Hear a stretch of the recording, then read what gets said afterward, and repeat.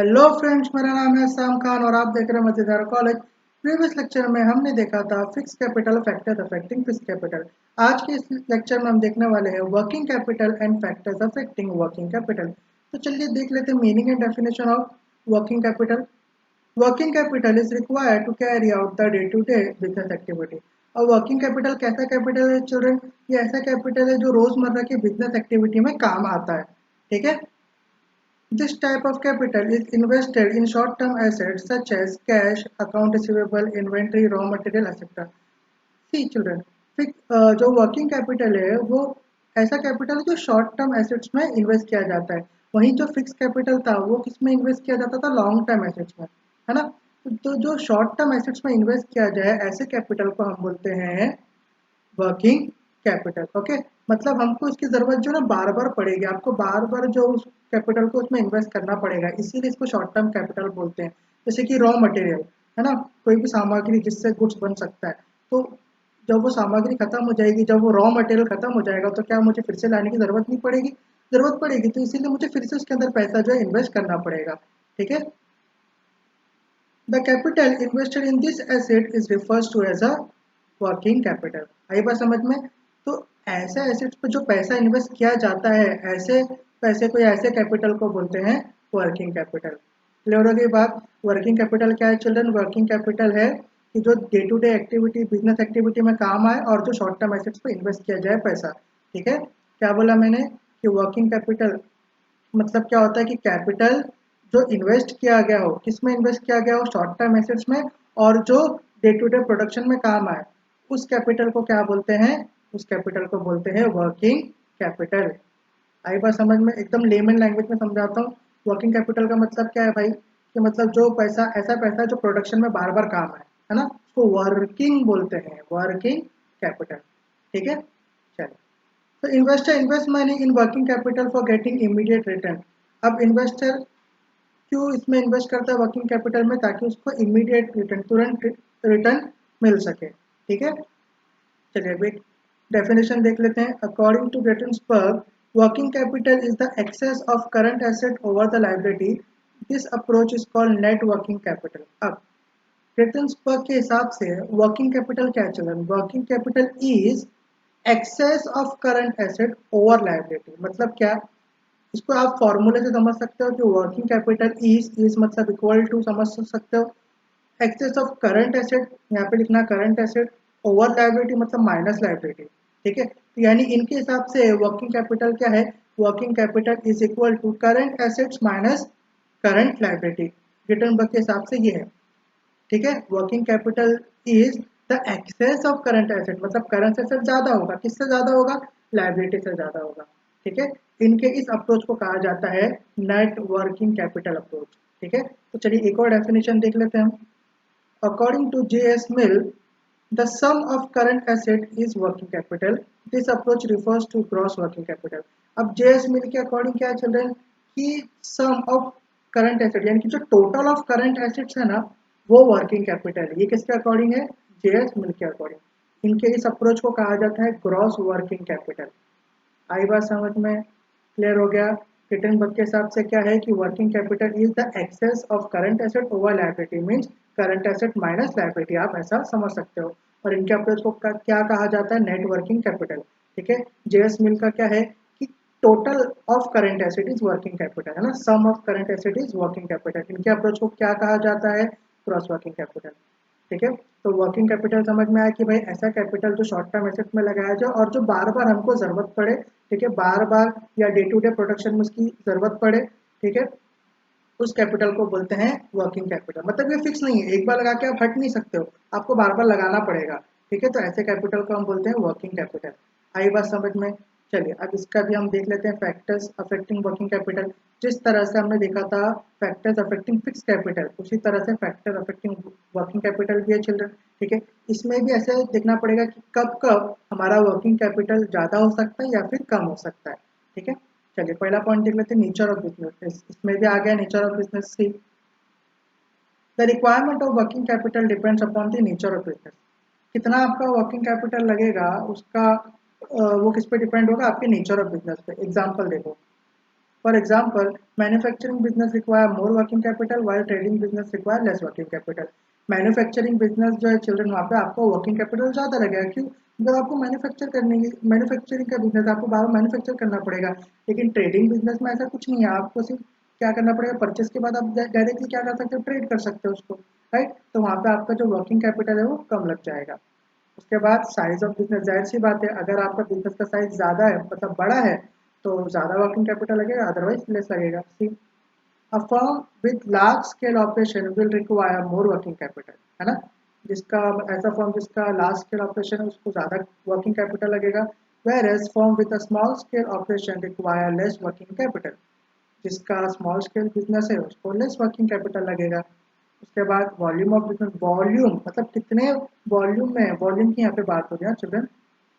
ठीक, the volume of scale and size of working capital R directly related with each other. अब जो volume है ना children की, मतलब कितने वॉल्यूम में आप प्रोडक्शन करते हो, कितने ज़्यादा कितनी मात्रा में आप करते हो, ठीक है, तो वर्किंग कैपिटल इसी के ऊपर जो है वो डिपेंडेंट होता है, ठीक है। तो वॉल्यूम और वर्किंग कैपिटल जो है ये इंटर रिलेटेड है, ठीक है। देखो, if volume of sales increases there is an increase in the amount of working capital and vice versa. अब इसका क्या मतलब है चिल्ड्रन, कि अगर समझो ज़्यादा मात्रा में अगर आपकी सेल हो रही है तो आपका वर्किंग कैपिटल भी कैसा लग जाएगा, ज़्यादा लग जाएगा। और वाइस वर्सा, वाइस वर्सा का मतलब होता है उल्टा, अगर कम सेल्स होगी तो आपका जो वर्किंग कैपिटल है वो भी कम लग जाएगा, राइट। चलिए next, growth and expansion. Growth and expansion मतलब बिजनेस को बढ़ाने के लिए उसमें वर्किंग कैपिटल कैसा लगेगा, जाहिर सी बात है ज़्यादा लगेगा। If firm wants to grow or expand its business, then more working capital is required.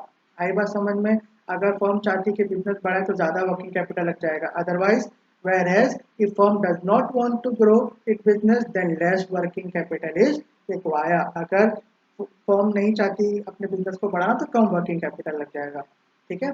बस आपको यही बताना है कि कब आपका वर्किंग कैपिटल ज़्यादा लग सकता है और कब कम लग सकता है, ठीक है। चलिए नेक्स्ट पॉइंट देख लेते हैं, प्रोडक्शन साइकिल। अब प्रोडक्शन साइकिल क्या होता है, ध्यान से सुनना। The process of converting raw material into finished goods is called production cycle. आई बात समझ में, बहुत सिंपली लिखा है। क्या लिखा है कि मतलब जो प्रोसेस है जहाँ पे रॉ मटेरियल को फिनिश गुड्स में बदल दिया जाता है उस प्रोसेस को बोलते हैं प्रोडक्शन साइकिल, ठीक है। अब if the period of production cycle is longer, then more working capital is required. If the production cycle is short, then less working capital is required. मान लो कोई गुड्स को बनाने में बहुत टाइम लगता है तो वहाँ पे आपका जो वर्किंग कैपिटल वो ज़्यादा हो जाएगा। लेकिन अगर प्रोडक्शन साइकिल शॉर्ट है मतलब कम टाइम लगता है गुड्स को बनाने के लिए तो वहाँ पे आपका वर्किंग कैपिटल कम लग जाएगा, ठीक है। Next, business cycle. अब बिजनेस साइकिल क्या होता है? During the boom period, the demand of product increases and sales also increases, so more working capital is required. Business cycle में क्या होता है चिल्ड्रन, कई बार आपका बिजनेस हाई होता है, कई बार आपका बिजनेस लो होता है। तो बूम पीरियड ऐसा बिजनेस है, ऐसा टाइम है चिल्ड्रन, ऐसा पीरियड है जहाँ पे आपका जो बिजनेस है वो ज़्यादा होता है, ठीक है। तो during the boom period the demand for product increases and sales also rises.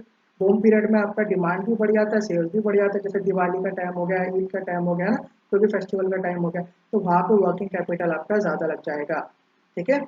During the depression period the demand decline, thus less working capital is required. लेकिन डिप्रेशन पीरियड में जैसे अभी कोरोना का टाइम है वहाँ पे डिमांड कैसी है, कम है, तो वहाँ पे वर्किंग कैपिटल कैसे लगेगा, कम लगेगा। क्यों? बिकॉज मार्केट में डिमांड ही नहीं है तो प्रोडक्शन ही नहीं होगा ना, बराबर।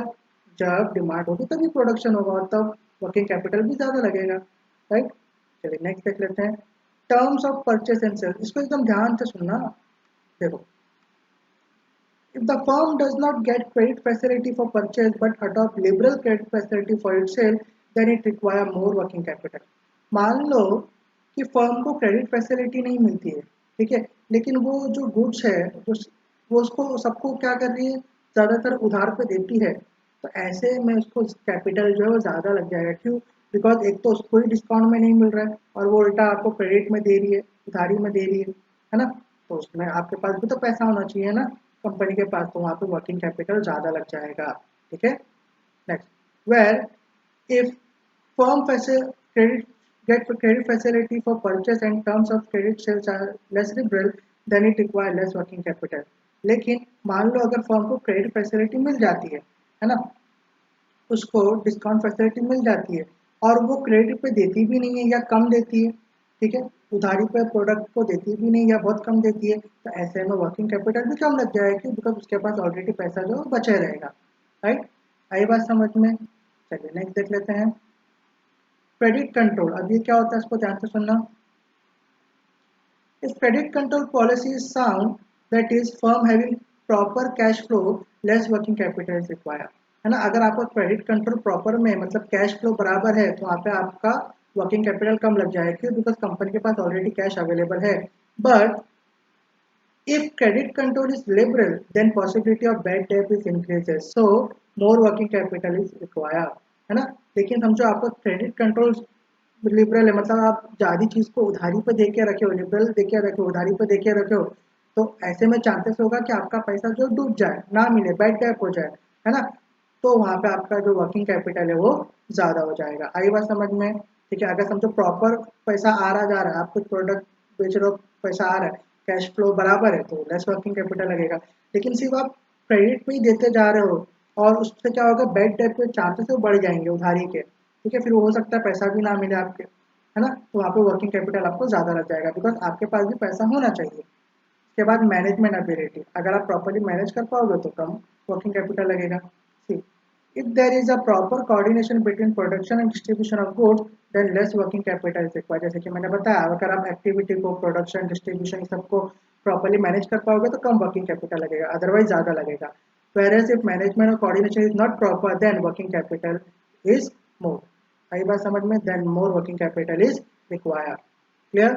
चलिए नेक्स्ट लास्ट देख लेते हैं, एक्सटर्नल फैक्टर। ये क्या होता है?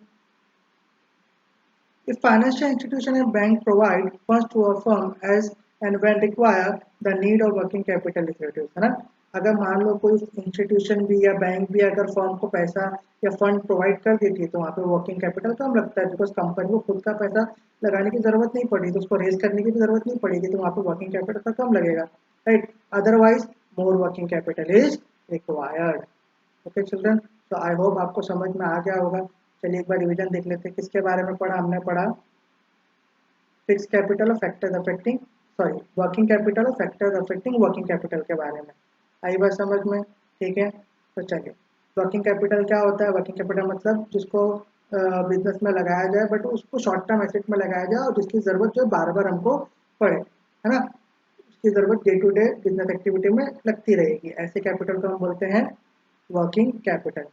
ठीक है, चलिए पहले हमने क्या देखा, नेचर ऑफ बिजनेस। अगर आपका मैन्युफैक्चरिंग बिजनेस है तो वहाँ पे आपको क्या होगा, ज़्यादा वर्किंग कैपिटल लगेगा। ट्रेडिंग बिजनेस में आपको कम वर्किंग कैपिटल लगेगा। उसके बाद साइज ऑफ बिजनेस, अगर आपका बिजनेस का साइज बड़ा है ज़्यादा वर्किंग कैपिटल लगेगा, बिजनेस का साइज छोटा है तो कम वर्किंग कैपिटल लगेगा। उसके बाद वॉल्यूम ऑफ बिजनेस, अगर आप ज़्यादा मात्रा में बनाते हो, प्रोडक्शन करते हो, तो वहाँ पे ज़्यादा आपको वर्किंग कैपिटल लगेगा, अदरवाइज कम लगेगा। उसके बाद ग्रोथ एंड एक्सपेंशन, अगर आप बिजनेस को भी बढ़ाओगे ज़्यादा वर्किंग कैपिटल लगेगा, अदरवाइज कम लगेगा। फिर प्रोडक्शन साइकिल, प्रोडक्शन साइकिल क्या होता है, जहाँ पे रॉ मटेरियल से फिनिश गुड बना दिया जाता है ना। अगर आपका प्रोडक्शन साइकिल बहुत लंबा है, ठीक है, उसमें ज़्यादा टाइम लगते हैं, तो वहाँ पे आपका वर्किंग कैपिटल ज़्यादा हो जाएगा। ठीक है, उसके बाद बिजनेस साइकिल, समझो बूम पीरियड है जहाँ पे सेल्स वगैरह इंक्रीज हो रही है तो वहाँ पे वर्किंग कैपिटल ज़्यादा लगता है, लेकिन डिप्रेशन पीरियड में वर्किंग कैपिटल कम लगता है। उसके बाद terms of purchase and sales, है ना, अगर समझो आपको क्रेडिट फैसिलिटी भी नहीं मिल रही, आप उधारी पे दिए जा रहे हो, ठीक है, तो उससे क्या होगा, आपका जो वर्किंग कैपिटल वो ज़्यादा लग जाएगा, अदरवाइज कम लगेगा। उसके बाद क्रेडिट कंट्रोल, अगर आप प्रॉपरली क्रेडिट कंट्रोल करते हो, मतलब आपके पास अगर कैश फ्लो आया जा रहा है तो आपको वहाँ पे लो वर्किंग कैपिटल लगेगा, लेकिन आपके पास कैश फ्लो नहीं आया जा रहा है, आपके पास बैड डेप हो रहा है, तो वर्किंग कैपिटल ज़्यादा लग जाएगा। उसके बाद मैनेजमेंट एबिलिटी, अगर आप प्रॉपर एक्टिविटी होती जो है मैनेजमेंट में, जैसे कि प्रोडक्शन, डिस्ट्रीब्यूशन, ये सब जो एक्टिविटी होती है इनके बीच में अगर आप प्रॉपरली कोऑर्डिनेशन बना पाए तो वहाँ पे आपका जो वर्किंग कैपिटल कम लगेगा, अदरवाइज ज़्यादा लगता है। उसके बाद लास्ट एक्सटर्नल फैक्टर, जैसे कि बैंक या इंस्टीट्यूशन भी अगर लोन प्रोवाइड करती है तो वहाँ पे वर्किंग कैपिटल कम लगता है। ओके चिल्ड्रन, तो आई होप आपको आज का लेक्चर समझ में आया हो। अगर आपको आज का लेक्चर हेल्पफुल लगता है तो आप इस वीडियो को अपने फ्रेंड के साथ लाइक शेयर सब्सक्राइब करिए। मैं मिलूंगा आपसे नेक्स्ट लेक्चर में, तब तक अपना ख्याल रखिए।